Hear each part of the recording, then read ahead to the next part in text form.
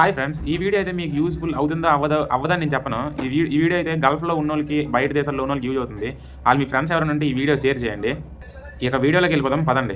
Matter ఏంటంటే మన AP government ఎవరెవరైతే గల్ఫ్ దేశాల్లో కానీ బయట దేశాల్లో కానీ ఉన్నారో వాళ్ళకి కొత్త ఇన్సూరెన్స్ పాలసీ అనేది తెచ్చింది. వెబ్సైట్ వచ్చేసి APNRTS. అర్థం కాకపోతే కింద డిస్క్రిప్షన్ లో ఇస్తాను చూడండి. మనం సైట్ ఓపెన్ చేశాక ఇక్కడ లాగిన్ అనే ఆప్షన్ ఉంటుంది చూడండి. ఆ లాగిన్ మీద క్లిక్ చేశాక మీకు అడుగుతుంది మీరు ఆల్రెడీ అకౌంట్ ఉందా లేకపోతే కొత్తగా మెంబర్షిప్ తీసుకోవాలనుకుంటున్నారా అని. ఇక్కడైతే మీ డీటెయిల్స్ మొత్తం ఇచ్చేయాలి. డీటెయిల్స్ అన్ని తీసుకుని వీళ్ళలో మీరు ఒక మెంబర్షిప్ గా ఉండాలి. పాలసీ ఫీజు ఏమైనా ఉంటుందా అంటే 500 నుండి 1000 రూపాయల లోపు ఉంటుంది అంతేని. ఒకసారి పే చేస్తే లైఫ్ టైం ఉంటుంది.